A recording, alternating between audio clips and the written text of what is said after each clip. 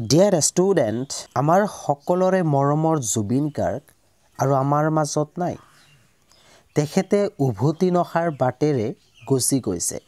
সেইকাৰণে যোৱাকালিৰ পৰাই ছাত্ৰ ছাত্ৰীসকলে মোক প্ৰশ্ন কৰি আছে যে আজি নাইবা কাইলৈ অসমৰ সকলো শিক্ষা অনুষ্ঠান বন্ধ থাকিব নেকি?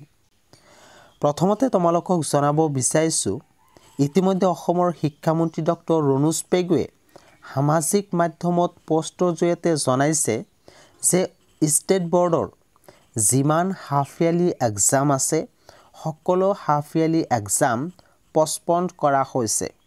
অৰ্থাৎ এই এক্সাম বৰ্তমানৰ কাৰণে বাতিল কৰা হৈছে, পিছলৈ অনুষ্ঠিত কৰা হ'ব।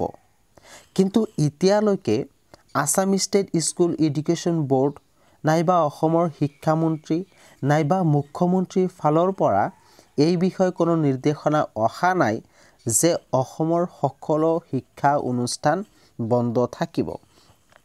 গতিকে যিহেতু এতিয়ালৈকে কোনো ধৰণৰ নোটিছ অহা নাই নাইবা কোনো ধৰণৰ নিৰ্দেশনা অহা নাই, গতিকে আজি তোমালোকৰ শিক্ষা অনুষ্ঠান বন্ধ নাথাকে, কাইলৈ নাইবা পৰহি বন্ধ থাকিব পাৰে আৰু নোটিছ আহিলেহে তোমালোকৰ শিক্ষা অনুষ্ঠান বন্ধ হ'ব।